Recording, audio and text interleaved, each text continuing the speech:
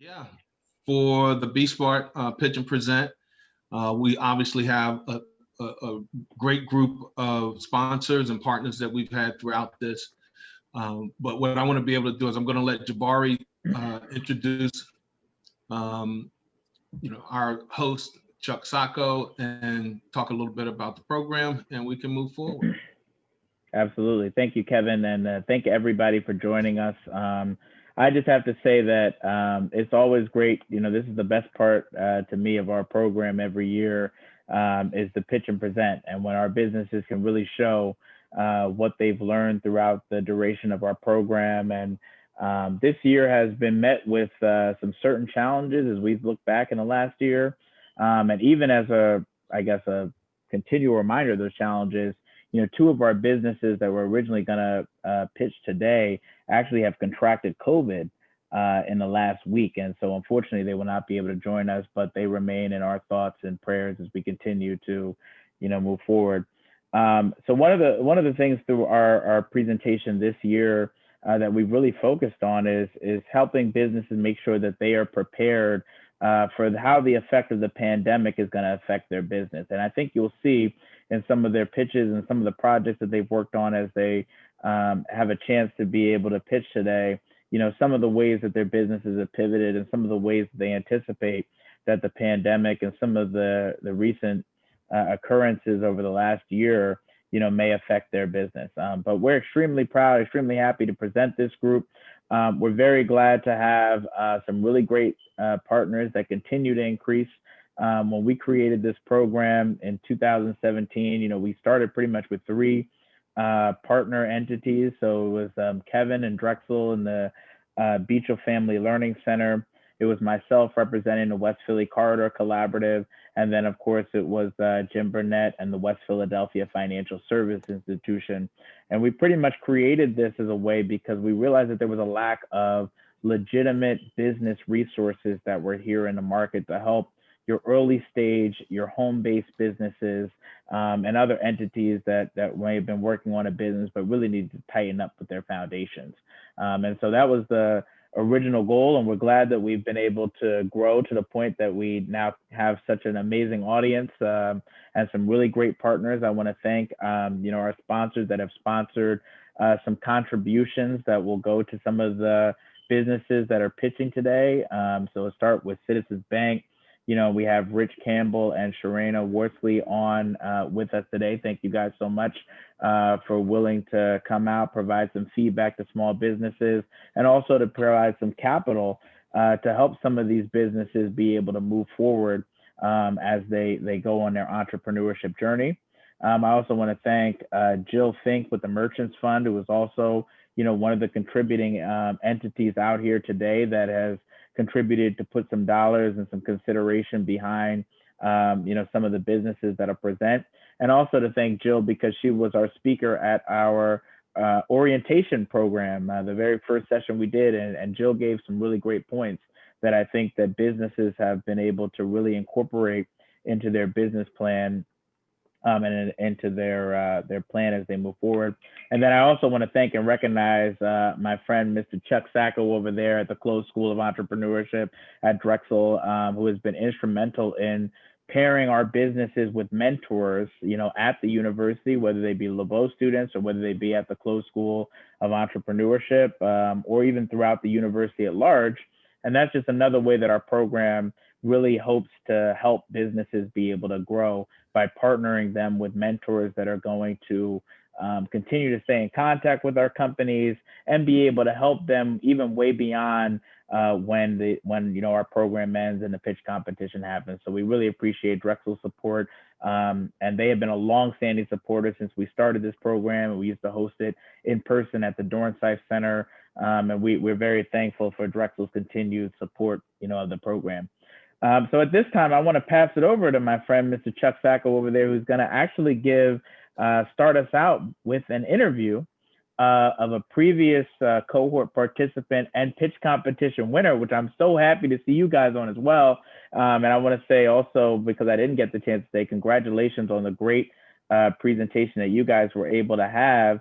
down, I think, as part of the BPHL initiative, and you guys talked a lot about hospitality and really represented not only West Philly, but our city at large very well over that. So I'm gonna pass it over to Chuck and let him begin the interview.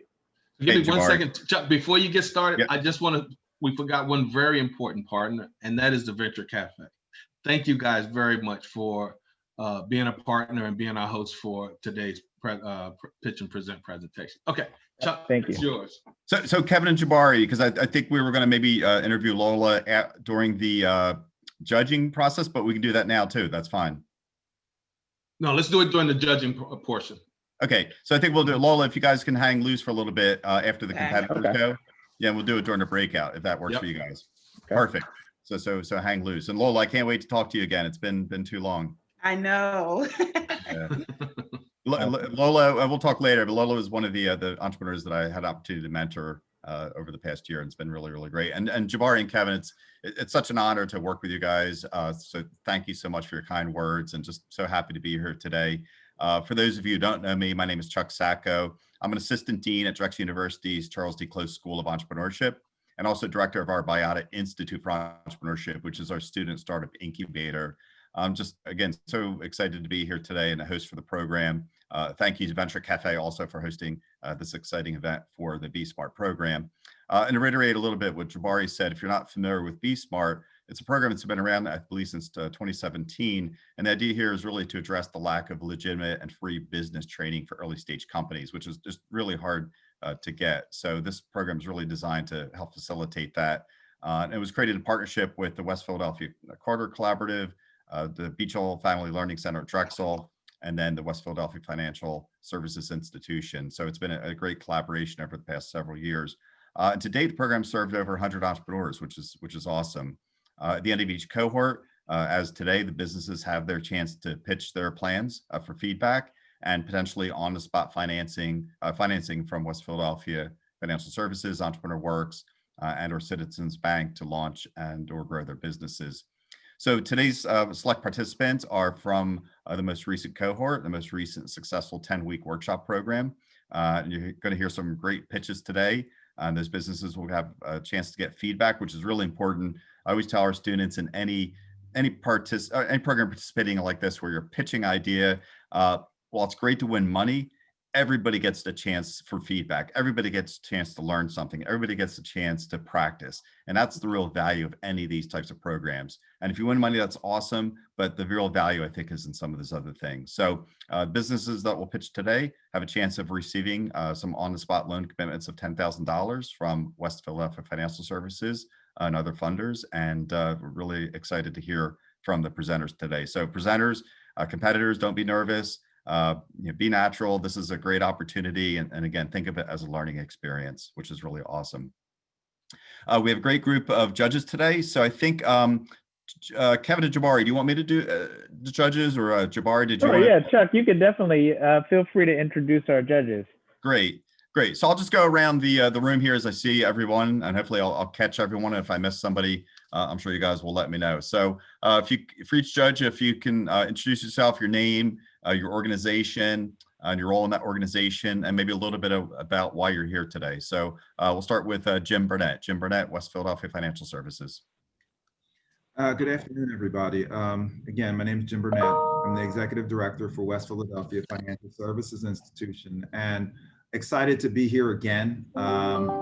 This partnership with Drexel and West Philadelphia Carter Collaborative could not have gotten any better to where we are today with all these judges and organizations participating. So I'm really excited. I'm excited for the business owners. We want to see your growth.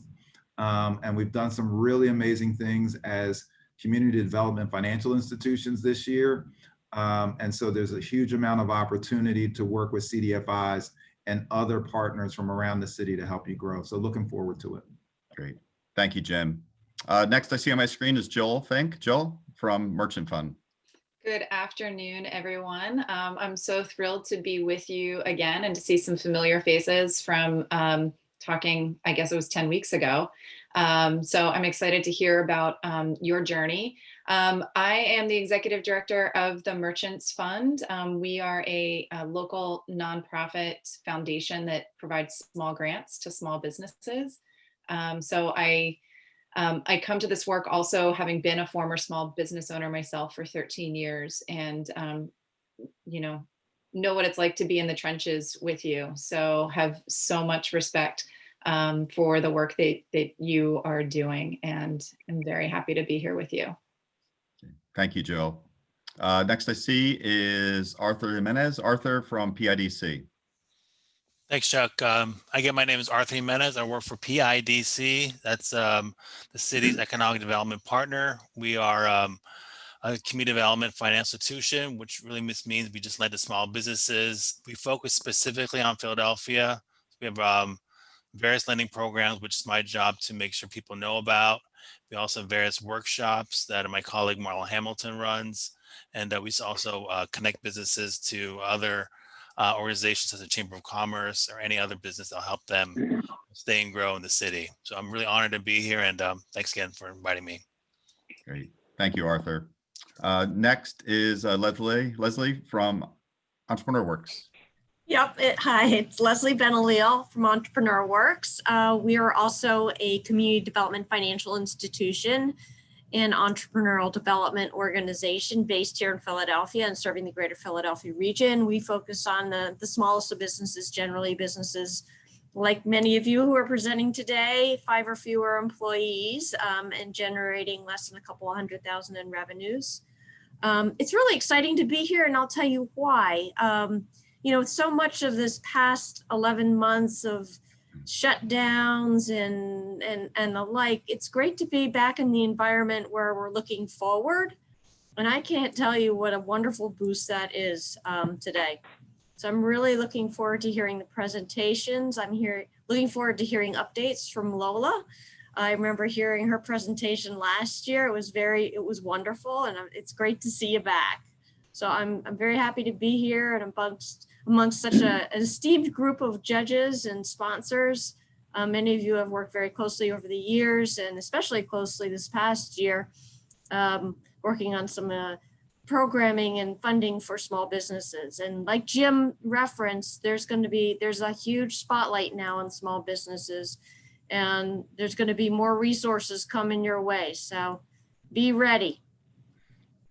Thank you, Leslie. That's great. Next is Evie Cruz. Evie. Hi, so I'm Evie Cruz. I'm the nonprofit and small business coordinator at Philadelphia VIP. Philly VIP is a nonprofit that works with volunteer attorneys to provide pro bono legal services to low-income Philadelphians. My role is to find attorneys to assist local nonprofits and small businesses with legal issues that range from incorporation to drafting contracts and even negotiating commercial leases. We also provide virtual 1-hour consultations. That program launched during COVID. We host educational workshops, all virtual for the time being. And we also post several self-help guides on our website, phillyvip.org. We have a client newsletter. We just have a lot of things going on for small businesses, that a lot of which have started in the past year. We kind of had a fire lit under us during COVID. So very excited to be here. It's my first time judging, although I recognize a lot of you in the business services community as well as former clients. So I'm happy to be here. And I'm not a lawyer, but I'm here to do issue spotting for any sort of legal issues that might come up as you're starting your business. Thank you, Evie. And Rich Campbell from Citizens. Yeah, thanks, Chuck. Good afternoon, everyone. Rich Campbell from Citizens. I'm a regional director in business banking. I run business banking in 5 states: Pennsylvania, New Jersey, Delaware, Rhode Island, and Connecticut. I'm born and raised in the city of Philadelphia, and Chuck and Jabari and Sharana, thank you so much for inviting me. I'm excited to be here today. Born and raised, and I actually live in the city of Philadelphia, so businesses in Philly are a true passion of mine. And at Citizens, we're committed to help businesses grow, and we have a pretty good allegiance to the businesses in our community. So thank you for having us today. Thank you, Rich. So I think we got all the judges, unless I missed somebody. If I did, please raise your hand. But I think I've got everybody that's on the judging panel today. Okay, good. So at this point, thank you, judges. Again, I'm going to hand this back over to Kevin and Jabari to move to the pitch and present portion of the competition. And I will see you again to interview Lola of T&L Hospitality after the competitors present. So Kevin, off to you. Thanks, Chuck. Before we actually start taking in the different presenters, I'm going to take a quick conversation here to give Natalie a little bit of chance to put the different presenters in the green room so they can get prepared. We won't take them in any particular order, but I do want to say this, just for those of you who may not be aware, the presenters have gone through a 10-week period, essentially, where we are really pouring a lot of information into them that have to do with how to build business strategies, on how to figure out a basic strategy in terms of your marketing, how to start structuring your financials, how to set up projections, and how to do your pricing strategies, and of course, legal considerations for creating your business and how to build contracts. So these are all of the things that they have to take in a 10-week period. But I do want to make sure that you guys understand they have been more than rising to the challenge. They have done an awesome job in taking all of this information in. This being the first time that we've actually done it virtually, it has its challenges, but overall, I think they've done a great job. So having said that, I want to start getting off to who's going to be the first one to go. Yeah, and Kevin, so the presenters are in the green room, but I did ask LaVon to come back into the main room, so she is here and ready to get started. Perfect. Thanks, Natalie. Okay, so what we're going to do is we're going to have LaVon. Name of her company is Advocate for Me, and she is going to be our first presenter for the day. So LaVon, when you're ready, you can share your screen so that you can do your presentation. Thank you.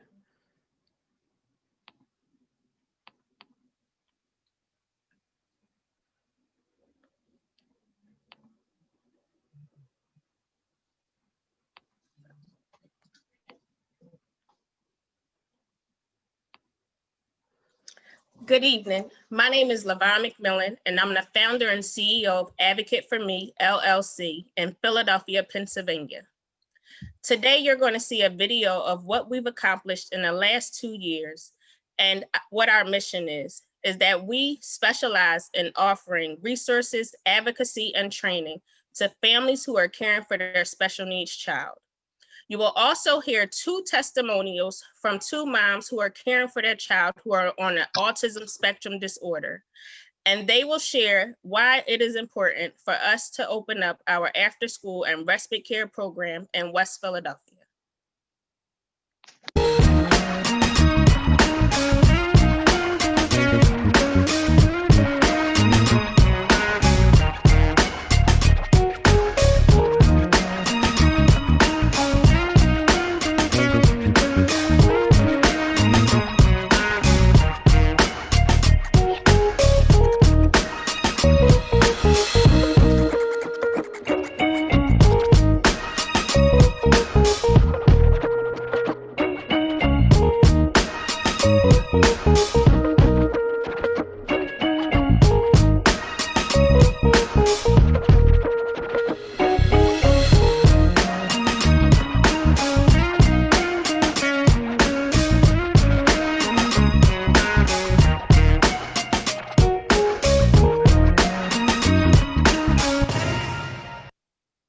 One in every 59 children are diagnosed on an autism spectrum disorder. Today, there's currently 126,994 school-age children, and 15% of those students have at least one disability and an IEP. Here at the top, we have Giminez. She is a wife, a mom. She's the president of Autism Rec, and she has a support group for parents who have children on the autism spectrum. She shared her story with me, and she stated how she had to leave her job because she couldn't find adequate after school for her son. And she She spoke to the families in the autism support group, and those moms were having the same concerns. And she said that 90% of those moms may be single moms and need that support system to help them on their daily basis. In the middle, you have Shantae. She is advocating for autism moms through her children's books called Echo Boy and ABC Girl. She shared with me the importance of having an after-school program because it's a place that their children can be themselves, have fun, a person that they can love them as well as care for them in the proper way when they are on the spectrum. Both of these ladies' stories are shared on our podcast, and you can hear more about it on our podcast, Advocate for Me. Advocate for Me will open up an inclusive after-school program for children with and without disabilities to learn together, build and show strengths, build friendships, and discover new interests. Our respite care program will offer temporary care for a special needs child and providing relief for the usual caregiver so that they may take self-care, that they may take and properly do self-care for themselves. Now, let me tell you a little bit about my story. 13 years ago, my son was born at 2 pounds, 2 ounces at 28 weeks premature. And not only was I a new mom, but now I was a new mom with a child that had special needs. And I didn't know what to do. I researched, I talked to the doctors and the nurses and asked questions. And from that first day, I became his advocate. When he turned 5, the doctor said that he was diagnosed with EOE and that would make concerns with feeding and growth issues. So they said that he would need a feeding tube.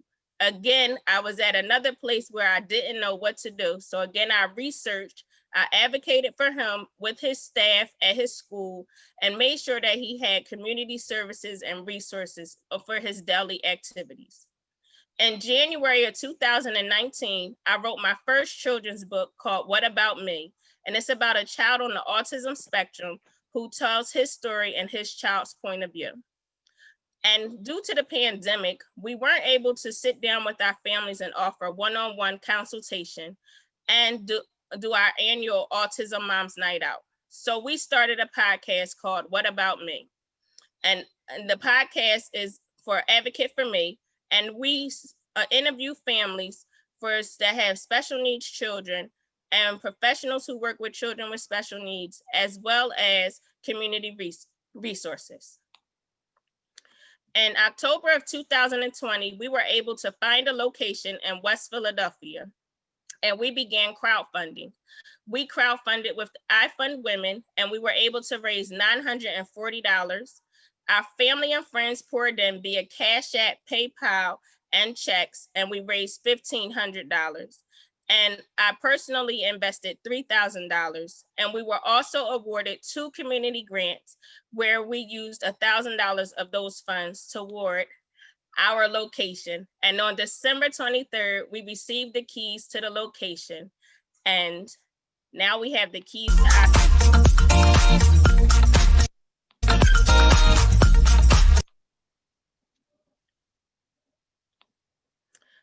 Our revenue for 2021 and 2022 will be the following. Due to the pandemic, we'll start with our online coaching for our special needs moms, where they will invest in themselves for a 6-month program, and we would start with a minimum of 5 moms. We will also offer emergency care, and then when the schools are open back up in the yellow and green phase, we will open our after-school program, where we will offer 3 to 4 hours to a minimum of 5 children and a max of 10. Our goal is to work on our respite care program and receive our certifications and hopefully a state grant so that we can offer respite care to our families. Our additional revenue stream would be for an event space totaling for $500 every event, which will host birthday parties, celebrations, and special needs workshops. Our ask for today is for $15,000 so that we can use the funds towards marketing and a virtual assistant, as well as equipment for our after-school program. Thank you for your time, and I'll be open for any questions.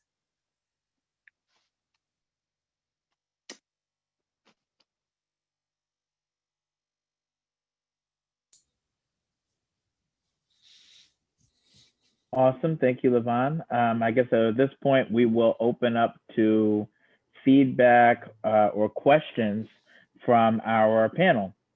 So anybody want to kick us off? I can start. This is Art from PIDC. Yvonne, that was a great presentation, by the way. Can you go back to those slides about your revenue, like how you're going to start off? And I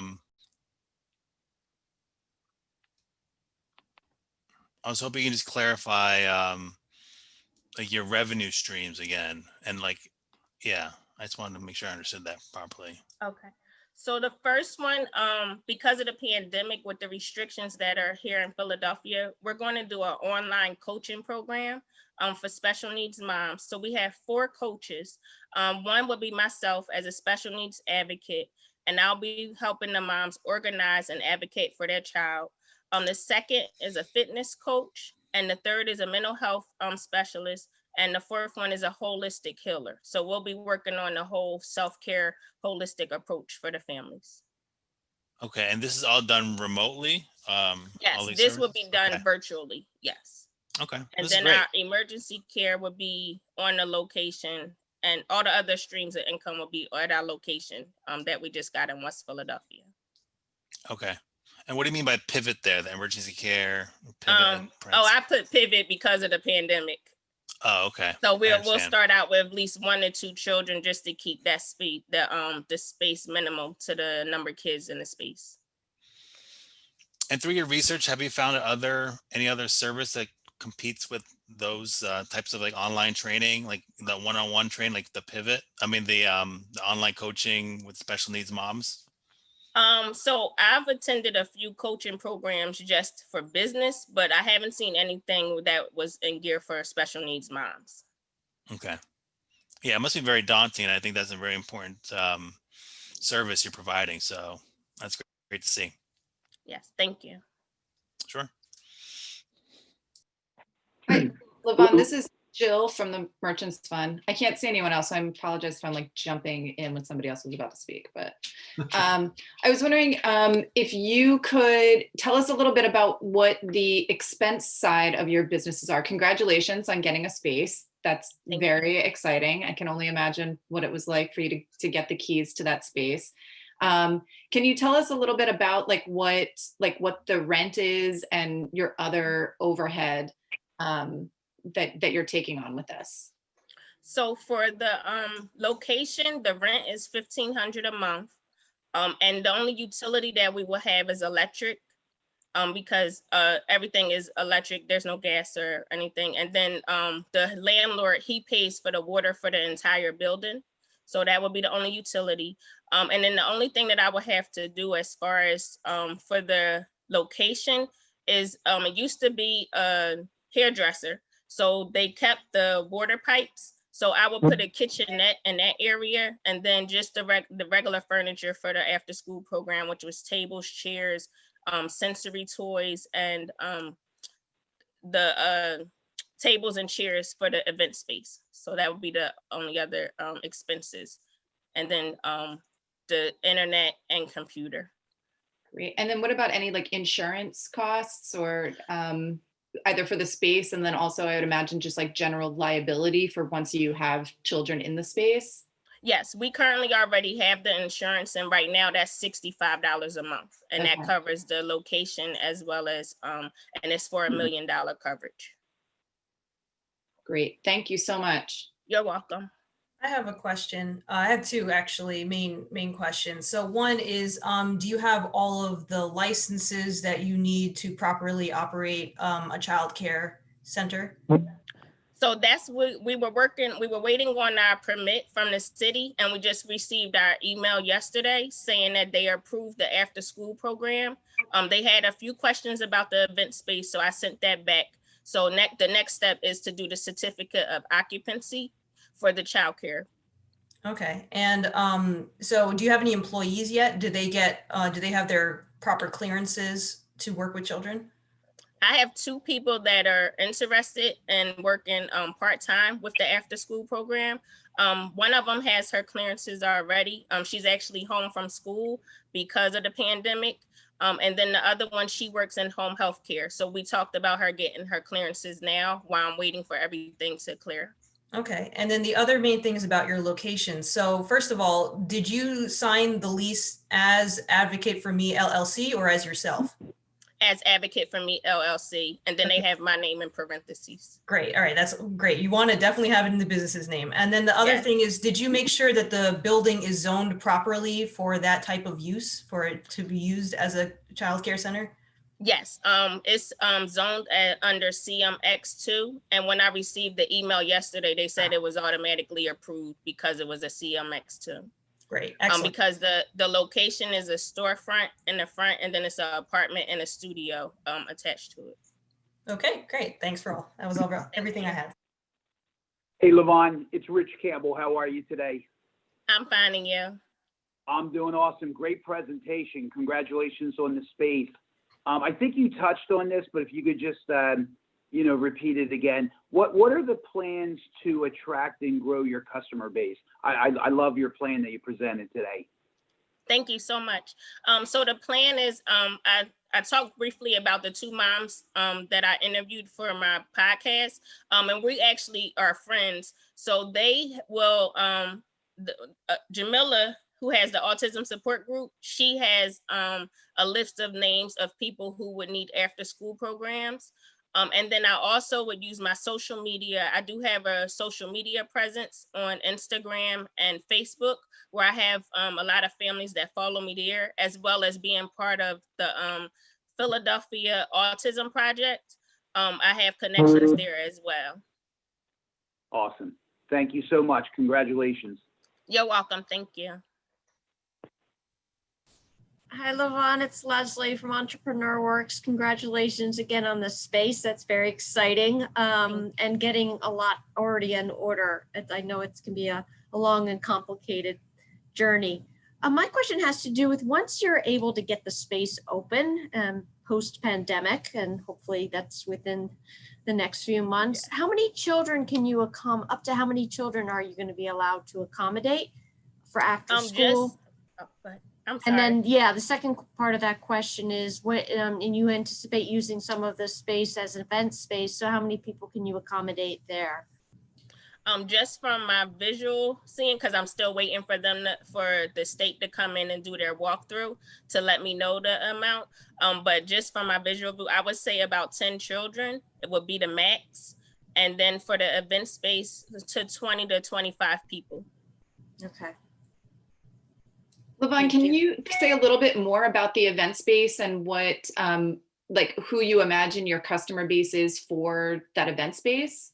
Yes, so the customer base for the event space would be special needs organizations that would want to use the facility to host trainings or workshops.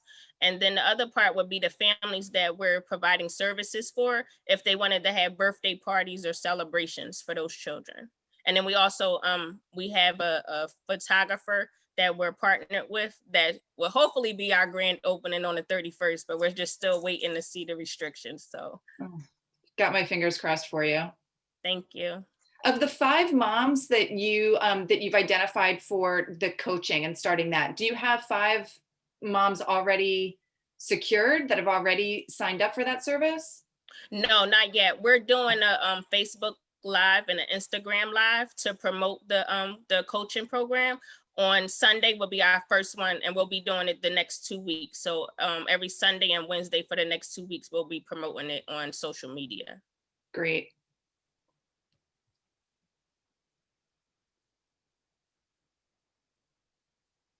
Jim, any questions or feedback?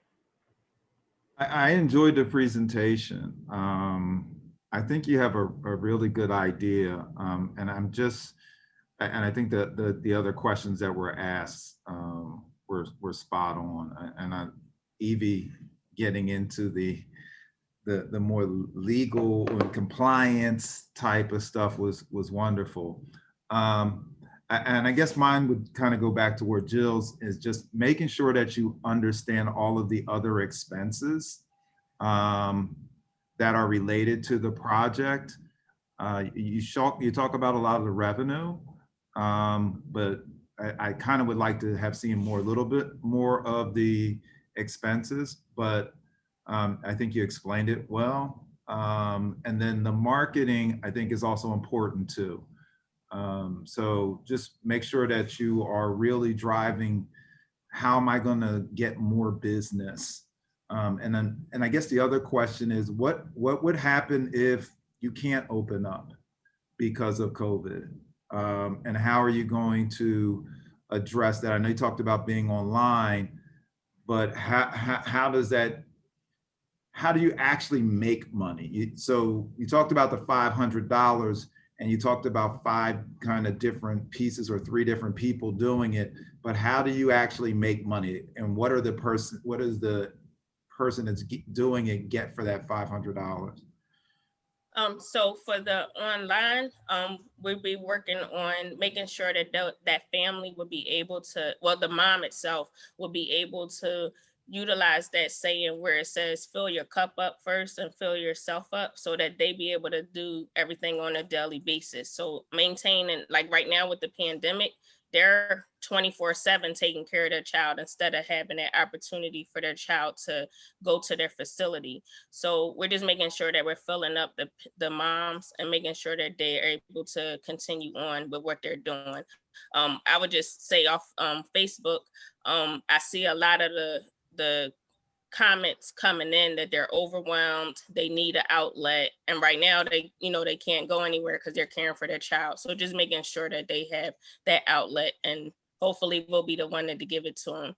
And then we also have an online merchandise store that we just launched as well.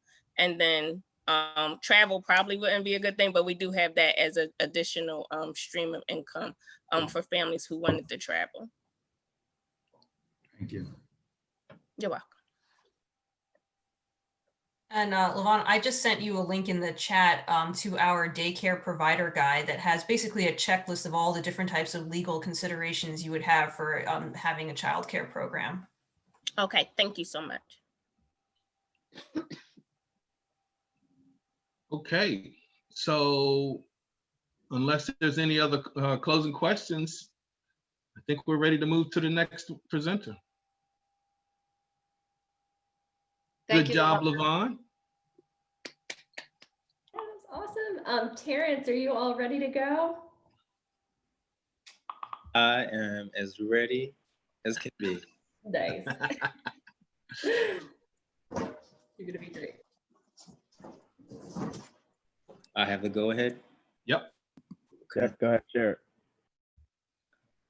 It says host disabled attendee screen sharing. You may have to make me. Oh, I'm so sorry. I'm gonna have to make you a host again. So sorry. Hey, save your sorries in case something bad happens. All right, co-host, yes. And so you should have access now, and I will spotlight your video as well. There we go.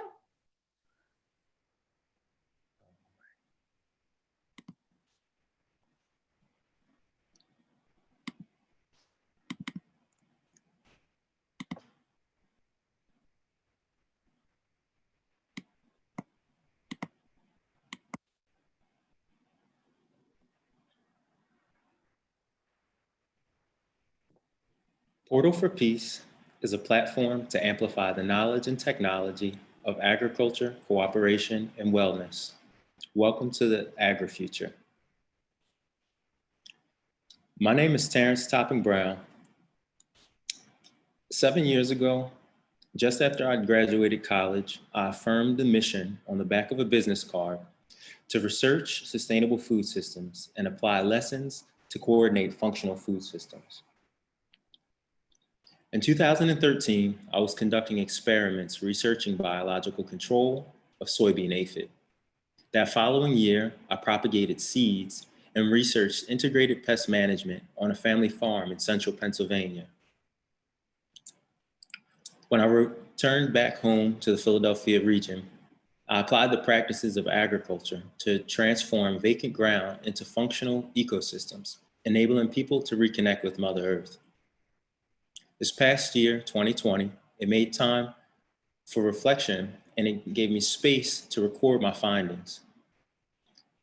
During this time, I've envisioned a path towards further realizing my mission. I've prepared a 3-year plan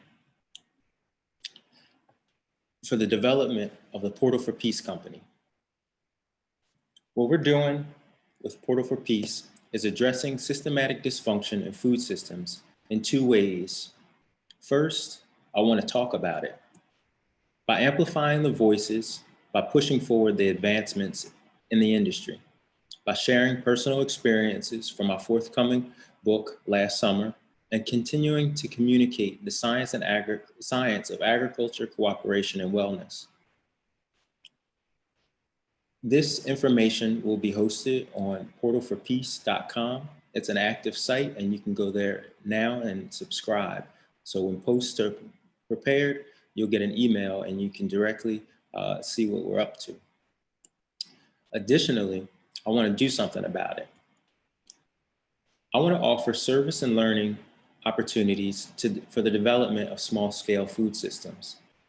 First, I want to work with families to design and develop small food systems.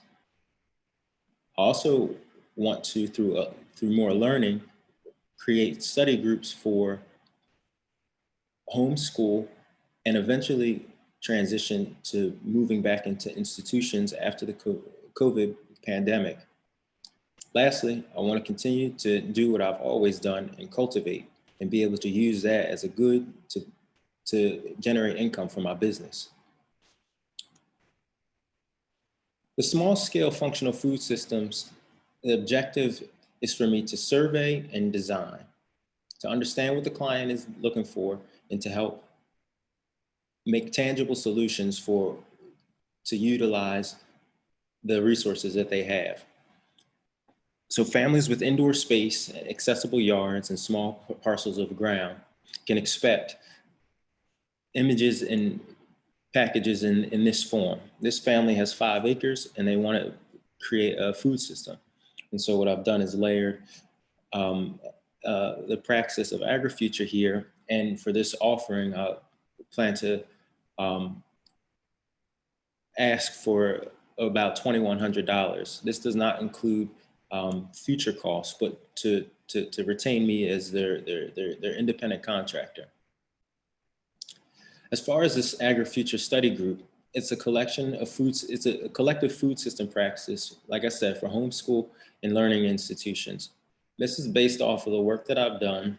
I've taken the knowledge that I've gained and I've made it into a tangible solution, into a board game, which I can use as a curriculum to help folks understand the form of food systems and find roles and responsibilities that align with their own personal goals and intentions to make it function.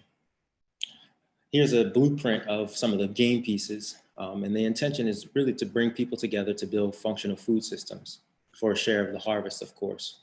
An 8-week course costs $1,050. As far as amplifying the voices, I've been preparing original content and it's scheduled for publishing here at portalforpeace.com. And like I said, you can also subscribe to that if you go to that website at this time. Also stay tuned for last summer. It's a book release coming in 2021. It's a experimental autoethnography, reflecting upon my experiences with agriculture, with cooperating with different groups, and with finding and seeking wellness with myself. At the beginning of this Be Smart program, I set a goal for the end of the summer to be able to market and distribute my arts and services. So I've begun implementing simple solutions to advance my marketing and distribution strategy. And I'm gaining some traction. I've been making connections with clients and engaging in some business. I'm ready to build a team, whether that's with folks, additional partners, or to add and incorporate technology to help support the work that I'm already doing. I want to ask for a $14,000 capital investment into my business to be able to amplify Portal for Peace through our marketing and to refine our service and learning offerings. Here's how it breaks down. I took the time, so take a moment to peek over this. But essentially, I'm utilizing resources that I've already had, and I've been able to gain traction, and I'm considering how can I make myself more competitive. And so with the investments that I've made, on my own, I feel as though I'm able to provide a product, a quality product, but I think that utilizing, subscriptions like the Adobe Creative Suite and geographic information systems can provide, added value for my organization. Additionally, fabricating curriculum materials to facilitate those study groups, and then having a creative budget to continue to develop lines of goods and services to be able to amplify the business. I'm going to leave it here so that you can see, but that's about the end of my presentation. Whoa. Yeah, I'm at the end of my presentation now. What just happened? Yes, that's all I have for you, and I'm ready and prepared. Oh, here we go. Yeah, I'm ready and prepared for questions. Well, I'd like to start by saying I love the mission. And it seems like you have it's a very diverse range of activities that you are trying to organize under this one brand. As for like the landscape architecture part of the brand, are you planning on doing all of the labor yourself? Are you hiring independent contractors? Will you have real employees? How do you envision doing that part of it? I want to work with families, because what I've done throughout my career is do the work. I want to get into the business of enabling others to do for themselves. At the bottom line, that's what it's really about, the service learning. The service I want to provide is to teach people how to do for themselves. So there will be instances where I will need to subcontract labor or professional services. I have a series of creative partners who do similar work in different ways, who are aware of my business exploration and are committed and willing to support the work that I do. Okay, Period. Great. So just make sure, you get those contracts drafted and in place before you start subcontracting that work out. And then the other thing is, since you have, it's a largely like educational service-based brand, you might want to think about organizing all these different parts under one unified trademark for your business. And I don't know if you looked into that at all. Portal for Peace is a little bit of a vague name, so I'm not sure if you would be able to do a federal trademark, but it's something that you might want to look into, especially if you come up with a custom logo or whatever. It might be something you want to do kind of sooner rather than later if you plan on organizing all these different educational courses and publications and stuff under this unified brand name. Yes, ma'am. I'll give you 1 minute and keep it very concise, but I want to share with you the technology that I've developed. It's called AgriFuture. It's a cooperative food system game designed to reunite and reorient people with Mother Nature. The basic premise is, for a group of people to come together to form a cooperative food system, to delegate roles and responsibilities, to address problems of the environment using interdependent resolutions, for a share of the harvest. And so, yes, there is a whole technology package that I think that as my business develops and grows, I have a prototype already prepared. If you have access to my interim report, you can check out, what I spent, to fabricate that. So I do have a product actually, and trademarking is in my intentions, part of my intentions, but I feel like it's almost like a living document, a living process that I'm not quite sure how to, finalize to go ahead and apply for the patent because it just continues to grow. And as I've been working with clients, the last, I would say 2 months now, it's been a useful tool to be able to help navigate through the process of delivery. Great. Well, good luck. The patent sounds interesting as well. Those are the hardest types of intellectual property marks to get. So that's going to be a long road, but trademark is a little bit easier. So you might want to just get your feet wet with that and then move on to the design patent when you think you're ready. Yes, ma'am. Thank you for that feedback.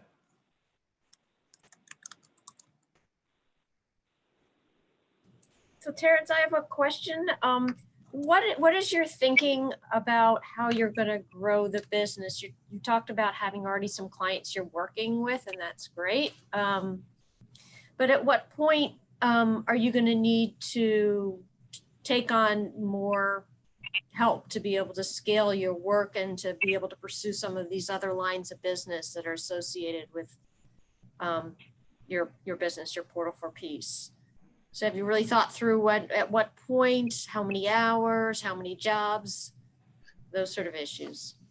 I have a goal for, in the first 18 months to try and get myself engaged in 26 service learning projects.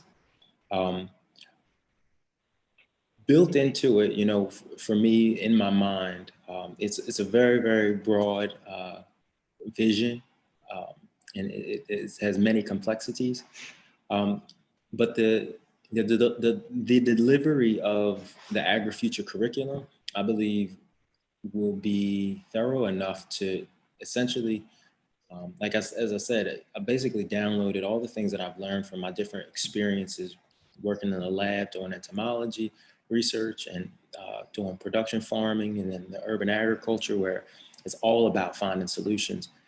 Basically, I want to just share that, through the AgriFuture. And additionally, I think that in terms of growing the business, this forthcoming book called Last Summer, I really used it as it almost comes out as a memoir, as I've been doing research to really define it, but really just, I see the last, 7 years of my career, the first 7 years of my professional career, I would say, as that research part of my larger mission to research those sustainable food systems.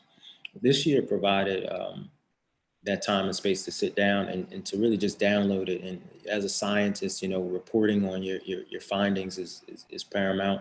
It's like publish or perish type of thing. And so I feel like that will be a huge catalyst for, encouraging other folks to want to take the classes, to utilize this praxis. So I think that through the marketing of the book and, I think it's going to be, I can't really imagine it. It's going to tell me for sure, but I plan on just moving forward with it and taking small steps. Did I answer your question fully?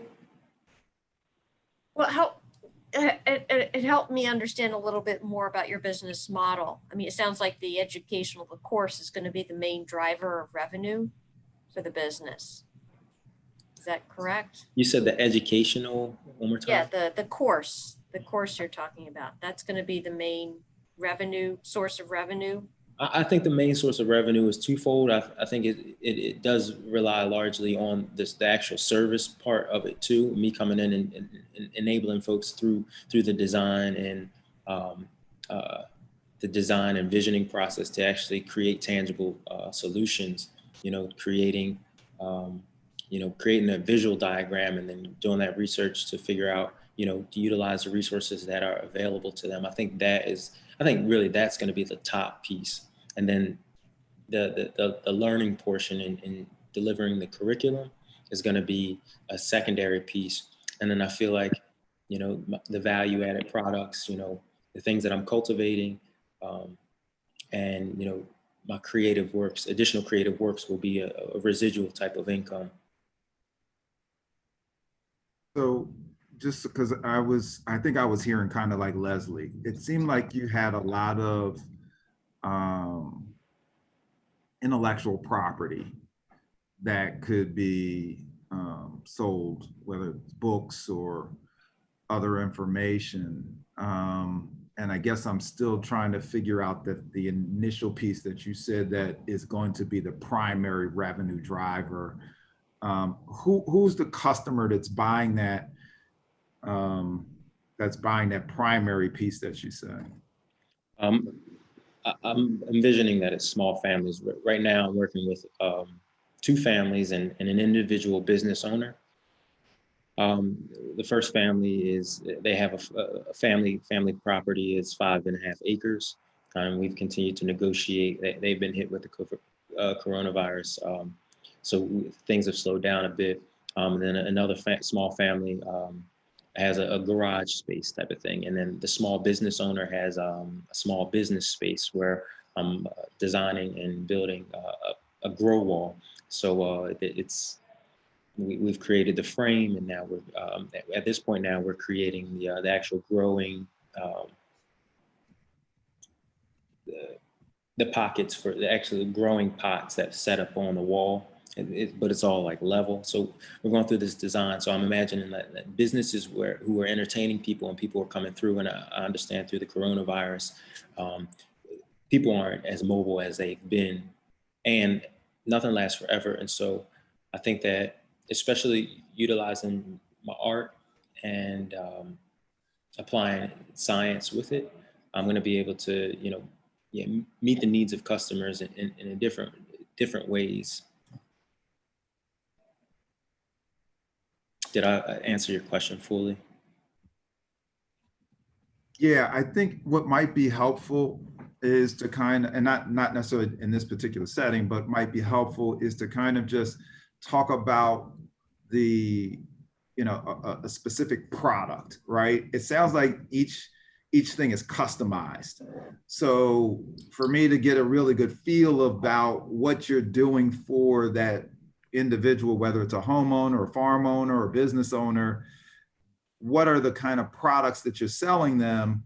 Is it just a service? I want to build a green wall. I want a green wall, come in and build a green wall. What are those things? And just kind of be able to say, here's my services and here's kind of the pricing for those services. And here's how I generate revenue from that work. I think you are authentic. I mean, I believe kind of that you are this guy that can show me, if I wanted to buy some stuff that are related to what you're talking about, I would buy it from you. But I don't necessarily, as an investor, I don't feel necessarily that I understand how you're going to pay me back. Right. I do want to answer this question, but just a small piece of it. You said, is there a particular product? In creating prototypes, I think that's really going to be a powerful way for me to generate income. So this grow wall, for example, after we've completed this first custom one, I'm imagining that I'm going to be able to, we have been documenting it throughout the process. So I'm imagining that the time that it took to design it custom wise, I have created blueprints from that. So I'm thinking that from that standpoint, I'm going to be able to create a menu of offerings, as I get more business off of this custom business. In addition to that, I think that, cultivating plants throughout the season, and that's what I'm actually part of, the creative budget piece that I shared. That's what I intend on doing is actually creating lines of products and getting those fundamental pieces that I can continually cultivate to be able to deliver. Okay. Unfortunately, we're going to have to cut the time short. Good job, Terrance. And so what we'll do is we'll move on to our next presenter. Natalie, who we have next up? Good job. We have Binh, who is in the main space here. So all right. So Binh, it's your next up. Okay. So do a screen share and we can get started. Oh, she's ready.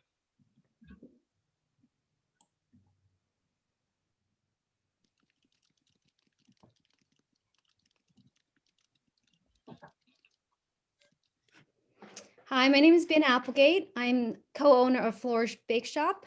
Before I begin, I just want to take a few minutes and just thank Kevin and Jabari for all they've taught me through the Be Smart Entrepreneurship Program, and also Terry, my mentor, for her encouragement and support.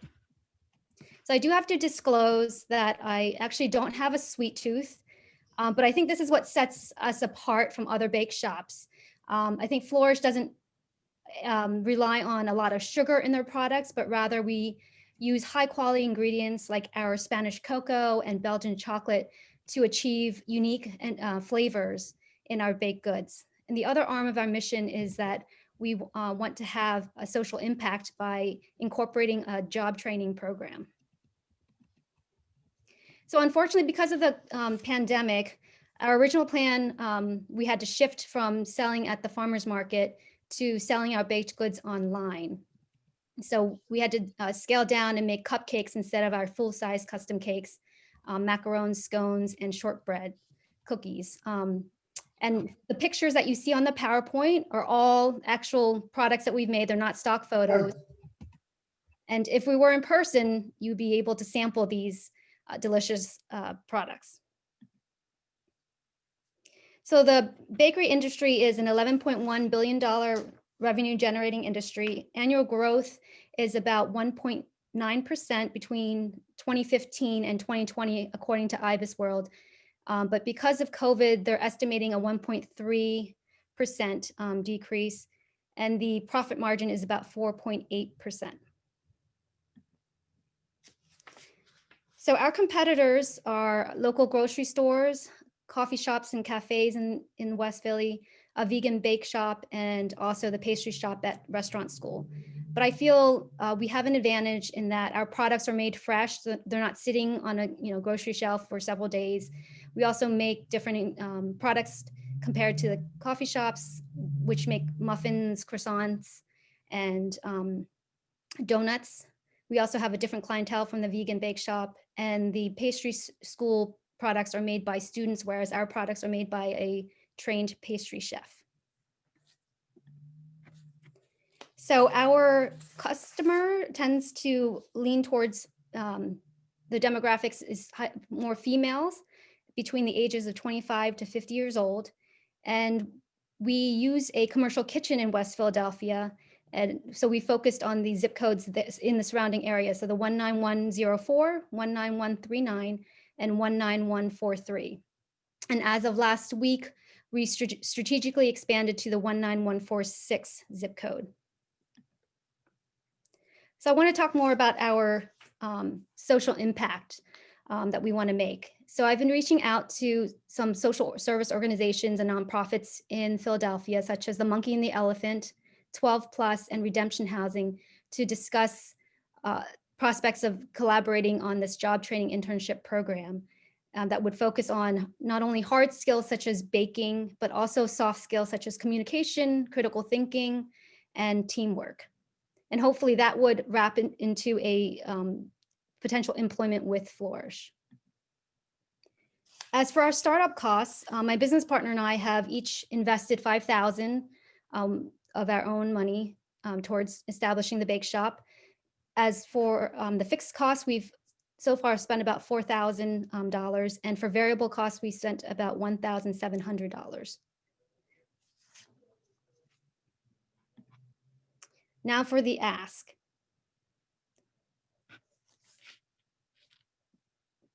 Sorry, this slide somehow needs to be updated, but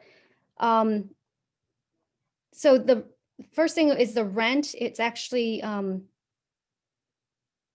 months of rent at $1,500, but we would not be actually utilizing that right away because of the pandemic, because we want to focus on expanding our customer base first, which would lead to the marketing component. So we would focus on advertising in 2 local newspapers, which are also online, the University City Review and West Philly Local.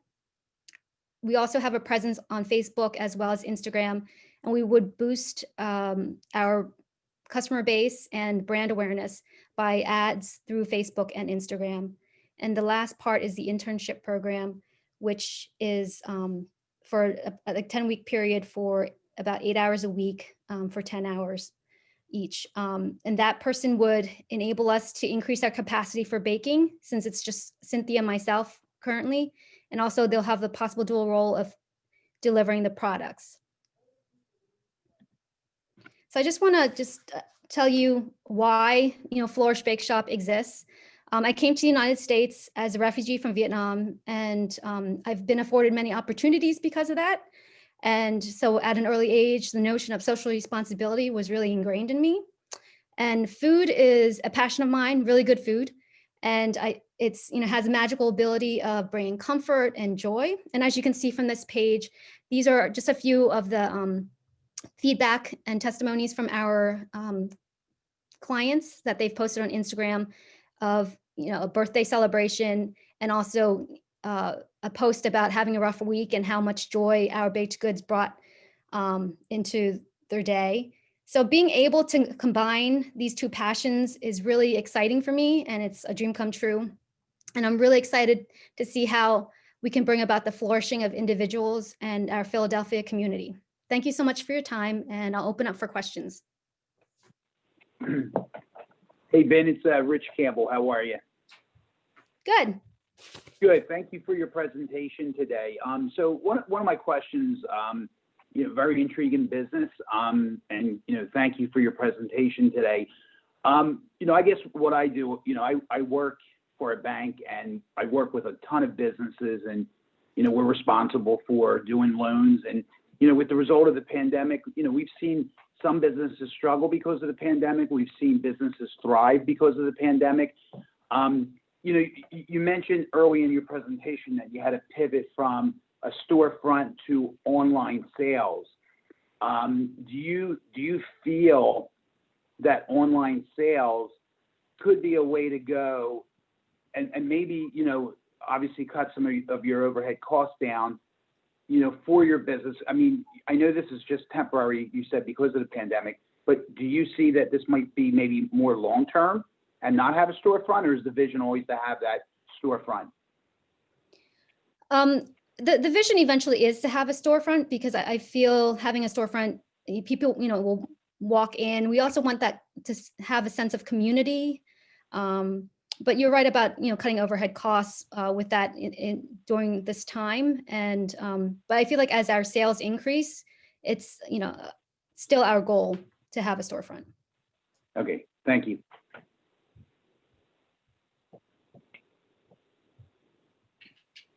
Hi, Binh, this is Jill. It's nice to see you again. Yes. Congratulations on the work that you've put in so far. It's a great presentation. I will admit that when I opened my coffee shop, I didn't drink coffee. So clearly it might bode well for you in the long run. I wanted to congratulate you on being able to pivot and to do online sales. I think that it's challenging.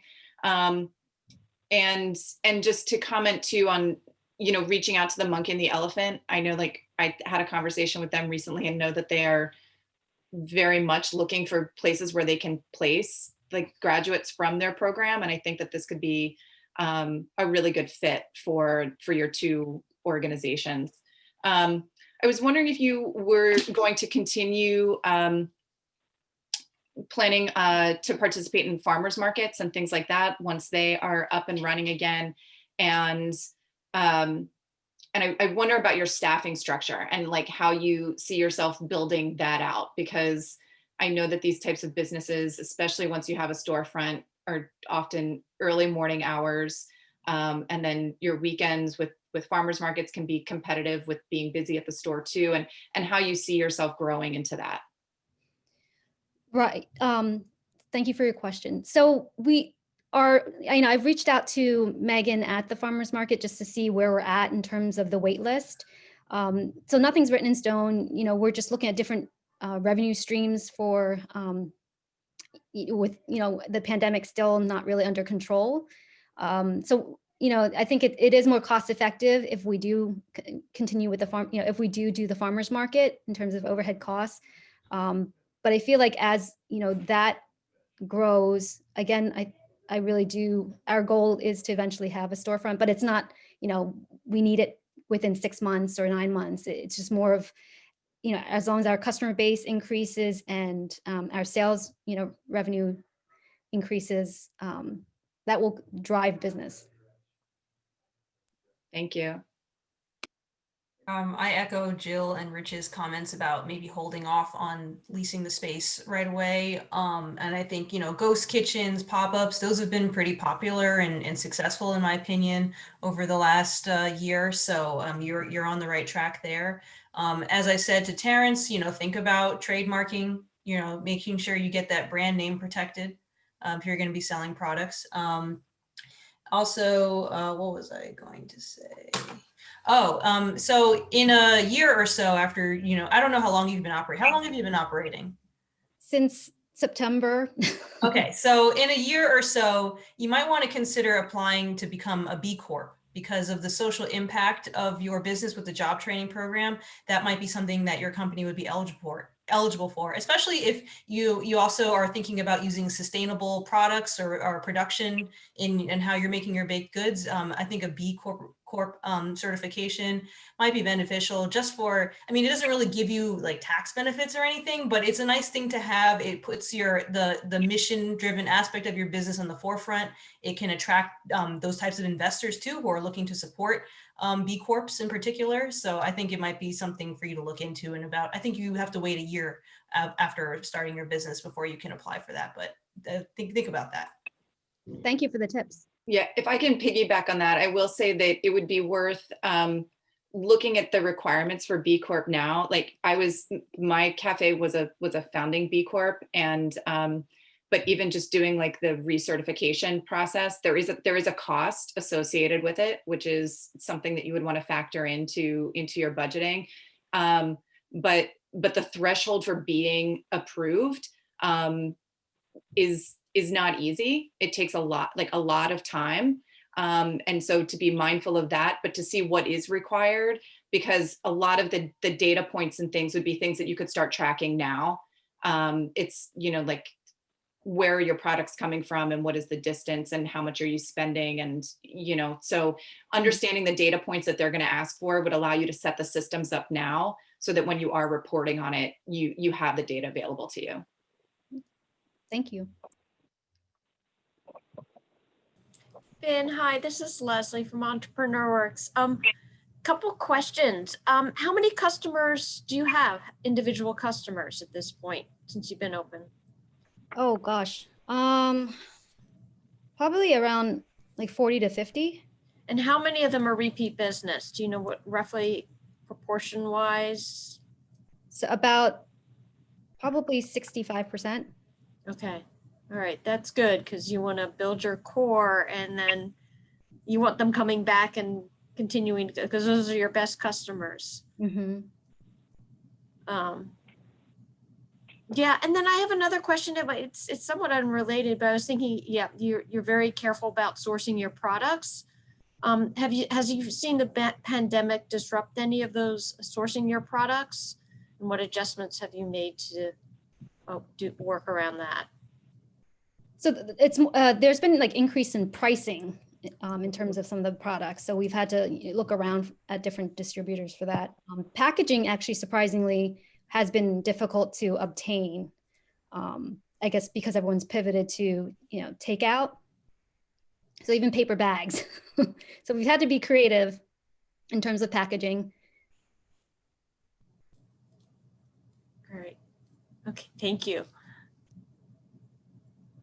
All right, so we can kind of stay in the timeline. We're going to run over a little bit. Natalie has been gracious enough to not kick us out. But if you have any more questions, let's kind of get those in real quick so we can move over to the last presentation.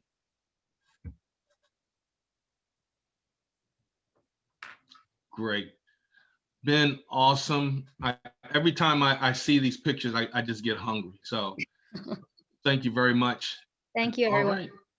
So that means that the next one up is Antoinette.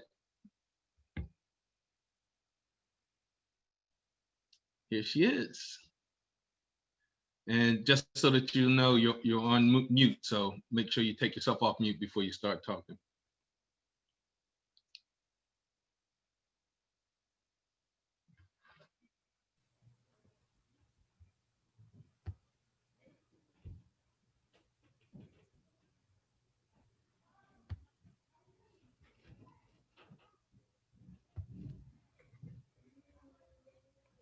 Good evening. Am I off of mute? Yep, you got it. I'm excited to present a gem, hidden gem, property management and acquisition. At Hidden Gem, we Hold on, plan. make sure that you put your presentation up. Okay, I did on this end. I guess I'm having. Did you just change that, Kevin? Nope. You Okay. have the screen share. Yeah, I did that, but let me go back. If you have multiple screens, sometimes it gets a little tricky, so. Okay. Yeah, when you hit the screen share, make sure you click on the screen that you want to show. Okay. 1 second.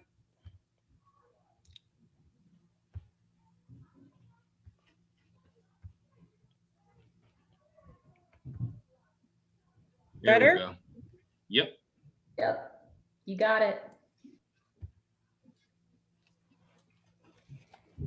Good evening. I'm excited to present a gem, hidden gem, property management and acquisition. A gem. At a gem, we plan to be an organization designed to invest in our community. This business pitch is for-profit service S Corporation. I'm Antoinette P. Giles, CEO. Our purpose is to pursue generational financial independence through entrepreneurship and multifamily real estate. Our current goals are to continue repairs in our duplex in preparation to lease, to acquire and manage multifamily real estate residential investment properties. This is our picture of our duplex. REI, real estate investors. This is my family, the Giles family. We invest our time, talent, and money, pooling resources to establish wealth for the next generation. Here are some of our real estate industry affiliates. We are members of NACA, new members, member of the Black Real Estate Investor Mastermind Group.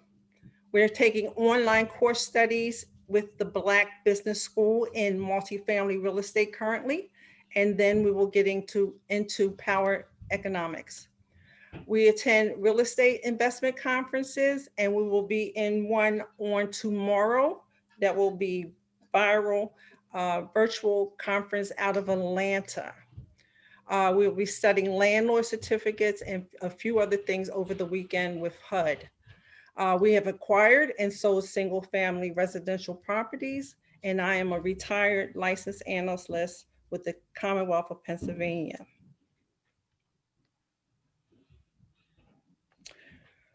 What problems will our residential property solve? Well, we found out that there was 3 top problems tenants have identified.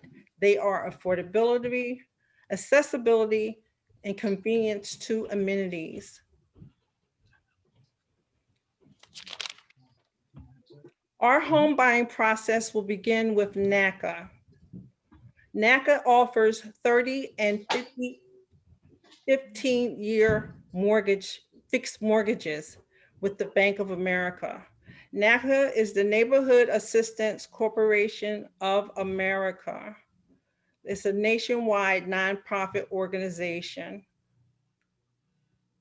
NACA has realtors that will help us find our next, hopefully, triplex or duplex.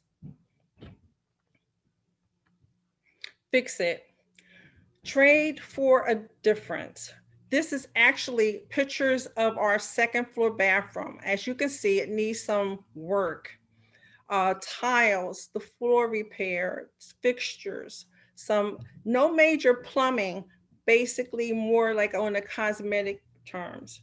Trade for a Difference, a nonprofit revitalization program here in Philadelphia, is going to assist us in finding the tradesmen and women with our properties in Philadelphia.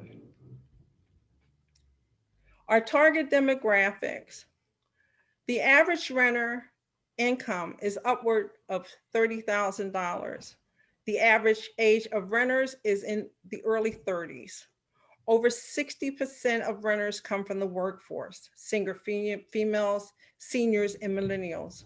44.1 million American households are renters. Our website will be navigational and transitional toward this target demographic. Achievements, awards, and accomplishments. We have been recognized by WPFSI and Drexel University's first Be Smart cohort, where we won the first $10,000 that was offered in 2017. And we're happy to say we were able to pay those funds back. We've also have certificates with Entrepreneurial Works and Started Grow It. We did that in Chester, PA in 2016. And you can see some of the other awards that we have received.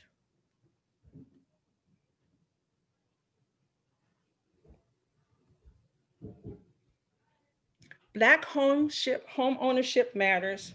It matters because it brings stability to our families and our communities. Black ownership is a resource for our future investment. Invest in us so we can invest in our children's future. What we need to do is raise capital for real estate acquisition and real estate repairs and renovations. Capital for this next 6 months of operation. How $10,000 in financing could help our business run, $5,000 for repairs, as I restated before, and replacement and labor for the second floor bathroom, and $5,000 for cash reserves for acquisition of our next multifamily residential property. I would like to thank the panel of judges, our sponsors and partners, my classmates for their support, feedback, and most of all, their encouragement. Thank you.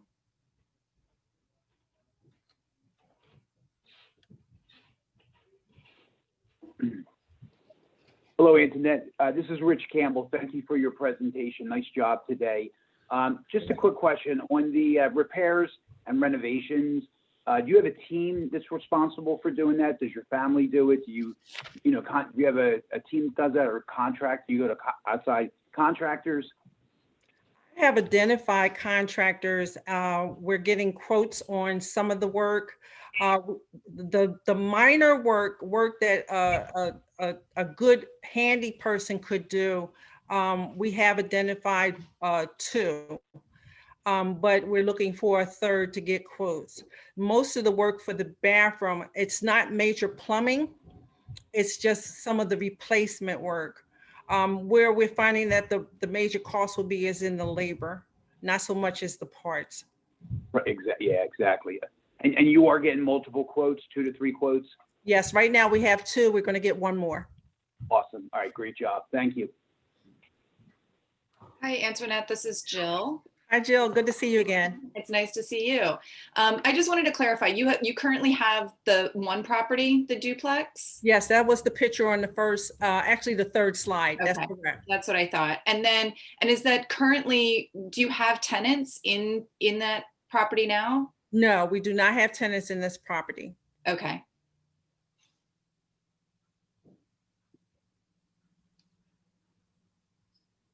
Hello, it's been a while, but yes. Hi, Eva. How are you? Good. How are you? I actually need to follow up with you on something after this. But are you still doing wedding and event planning? No, we've pivoted due to the pandemic. I'm not ruling out the event planning because originally I had planned to actually have my launch in 2020. Mm-hmm. And I was in the process of doing a social expo. I had a place already determined. I had put down on the place. I'm fortunate enough that they said that they would hold my deposit. I actually even went to Mr. Kevin and Jabari and was laying out how to do the social expo. So right now, everything is shut down. All my network, basically, they're either out of business or have undecided on whether they're going to continue doing business in the near future. I mean, it makes sense. As someone who had to postpone my own wedding, I understand that that industry definitely needs a pivot nowadays. So I commend you on rethinking your business strategy. Just some housekeeping things. Did you make sure you have all the proper permits and zoning in place for renovating and eventually leasing out this property? It will be in place when we do major renovations. The smaller jobs, according to the city, we do not need permits for that. Okay. I spoke to a master plumber. He came in and looked at the second floor bathroom. He was able to tell us through his determination that major plumbing was not necessary at this time. This house was built in 1965, so it's over 50 years old. That's when you start looking at capital improvements, and right now we don't need a capital improvement in that second floor bathroom. Okay. And I'm not sure if like your growth plan includes taking on like contracting renovation jobs outside of properties that you yourself own. But if you ever did want to pursue government contracts, for example, I mean, you might want to look into getting a minority, women-owned, disability-owned business certification from the Enterprise Center. We've looked into that. A matter of fact, I had an appointment to go, but then the pandemic had hit. So that is definitely on our agenda. Okay, great. Well, good luck with that. It looks, I'm so happy to see that you're able to pivot to something that's more sustainable in this current climate. Thanks, Eva. Hi, Antoinette. It's Leslie from Entrepreneur Works. I was excited to see that, yes, you took the Chester Start a Grow It class a few years back. I did. Yes, I did. But congratulations on pivoting. A lot of people have had to do it, but it takes a lot of courage. I have a question. Are you specific about your strategy, your buying strategy? You talked you're going to concentrate on multifamily properties, but do you have any geographic areas that you want to focus on? Or you talked about partnering with an agency to help identify properties. But I'm just curious whether you're going to be looking at some specific geographies as well as type of buildings. Well, to answer your question, and that's a good question, we're looking at 4 different areas. Geographically, it would be the Philadelphia area, the Camden area, and the Delaware area. I'm trying not to go no more than 100 miles from this particular location with our next property. Also, we're looking first in the area in which we live, secondly in the area in where we used to live, third in areas that are undervalued, whereas we could stay within that 100-mile radius that I was speaking about, and fourth, if all else fails, an area where we can make a profit. Okay, that's good. I mean, to focus on an area that you know, a neighborhood that you know is probably, yeah, you want to start there probably because you know the area, you know the type of people who live there, and you probably understand the values of those property or potential values of those properties. Is your intent to, and you might have mentioned it, so I apologize, I was trying to take a lot in here. Your intent is to buy, fix up and hold the properties and rent them out? Exactly. Or are you also planning to sell them? No, we do not want to flip. We want to hold. Okay. We definitely want to hold. That is our strategy, to buy and hold. Great, thank you.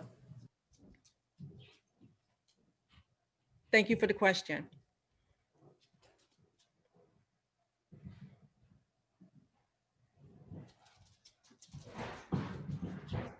All right, if there's no more questions, what I want to do, if Natalie, if I can get you to take the judges for me and put them in a breakout room along with Jabari.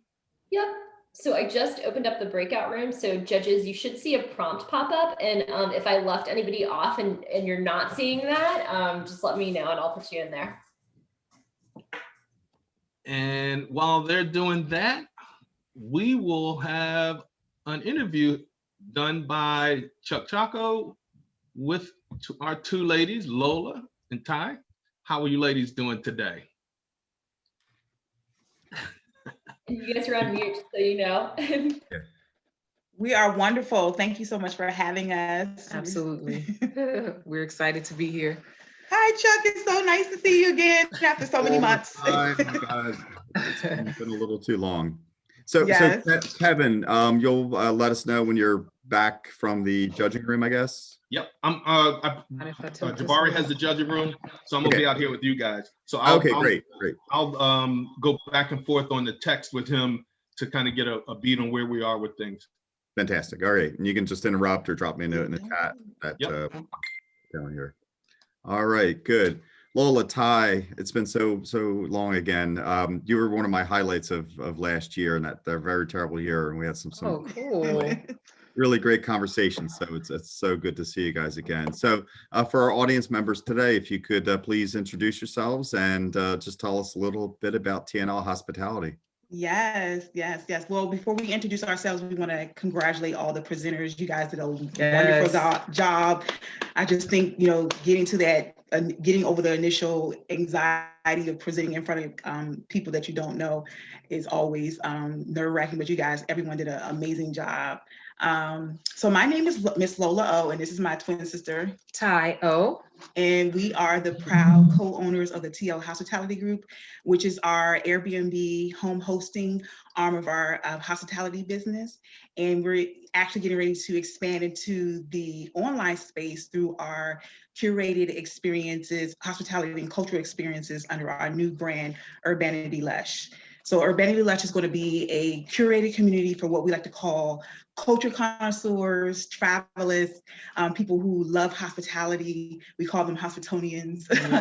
And it's also going to be a place for people who we call people who love travel or who are interested in travel, novices. Or novices, but they really haven't had the opportunity to travel because of COVID or because of finances or because of geography.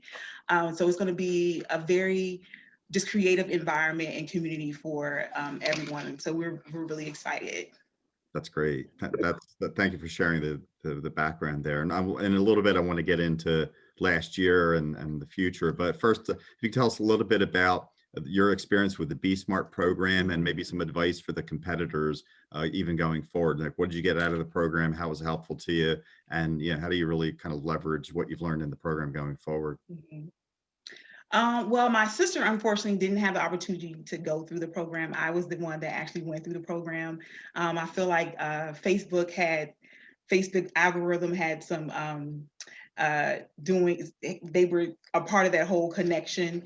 It just kind of landed in my Facebook feed for whatever reason. And I went and I applied, I enrolled, I went.